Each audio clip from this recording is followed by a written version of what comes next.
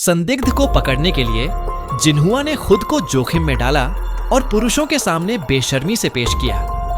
बेचैन दिल को शांत करने के लिए वह व्यक्ति दीवार से टकराया, लेकिन जिन्हुआ के प्रलोभन के सामने उसे भी बहुत पीड़ा हुई। गूंगा नाम का वह व्यक्ति एक कुख्यात अपराधी था जिसने कई युवतियों को परेशान किया था। उसके अपराध के तरीके अप्रत्याशित थे और पीड़ित अनजान रहते थे। वह शिकार को घूरता और जल्द ही पुलिस का ध्यान खींचा। सबूत जुटाने के लिए निदेशक ने जिन्हुआ को गुप्त निगरानी के लिए भेजा। कई दिनों की जांच के बाद आखिरकार मॉल में गूंगा मिला। जिन्हुआ ने चुपके से उसका पीछा किया और एक चौंकाने वाला दृश्य देखा। पुलिस अधिकारी के रूप में उसने ऐसा बेशर्म अपराधी कभी नहीं देखा था। वह इतनी डर गई कि उसका चेहरा पीला पड़ गया और वह हांफने लगी। लेकिन सबूत जुटाने और उसे सजा दिलाने के लिए जिन्हुआ ने गूंगे का किराए का फ्लैट ढूंढा और मकान मालिक की मदद से उसके साथ एक ही छत के नीचे रहने लगी। उसने हर कोशिश की, यहाँ तक कि खुद को प्रलोभन के रूप में पेश किया, लेकिन गूंगे का दिल पत्थर जैसा था। कई परीक्षणों के बाद जिन्हुआ के मन में संदेह उठने लगा। क्या वह इतनी आकर्षक नहीं थी कि अपराधी का असली रूप सामने न ला सके? उसने निदेशक को स्थिति बताई, लेकिन उसे लगा कि वह नाटक कर रही है। निदेशक ने नए सुरागों के आधार पर बताया, संदिग्ध को बड़ी उम्र की महिलाओं के प्रति झुकाव था। इसलिए चतुर निदेशक ने एक बड़ा फैसला लिया।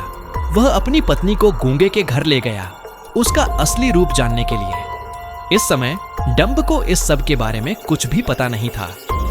वह रसोई में एक शानदार डिनर तैयार कर रहा था। उसने सोचा था कि योजना सुचारू रूप से चलेगी, लेकिन उसे यह अंदाजा नहीं था कि इसे लागू करने से पहले ही एक दुर्घटना हो जाएगी। पत्नी की हृदय विदारक चीखें सुनकर निर्देशक ने शियोमी को स्थिति देखने के लिए जल्दी से बाहर भेजा।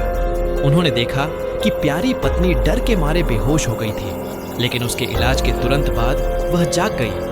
फिर डंब ने शियोमी को जो कुछ हुआ था उसका एक उचित स्पष्टीकरण दिया, लेकिन किसी को भी उम्मीद नहीं थी कि दुर्घटना फिर से निर्देशक की पत्नी के साथ होगी। जब डंब रात का खाना तैयार कर सबको बुलाने जा रहा था, वह अपनी भागती हुई पत्नी से टकरा गया।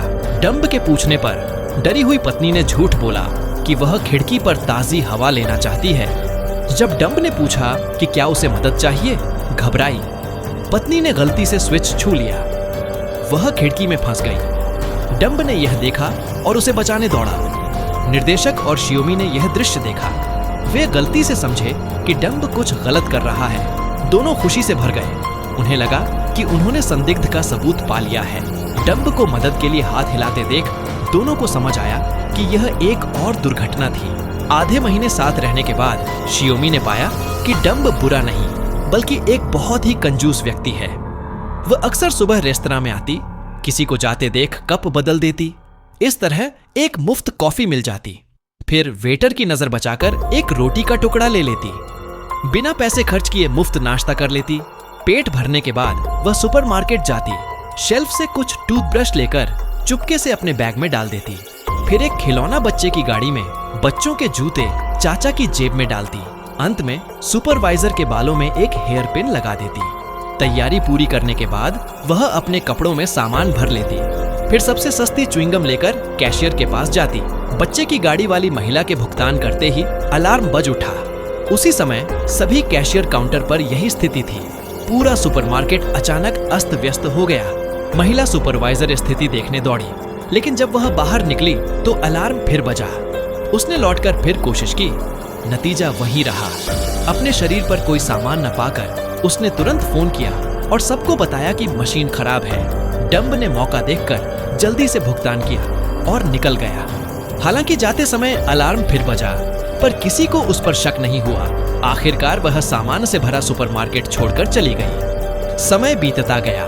डंब के प्रभाव में शियोमी धीरे धीरे इस रोमांचक जीवन में डूब गई। तब से दोनों ने साथ मिलकर खुशी और आनंद से भरा जीवन जीना शुरू कर दिया।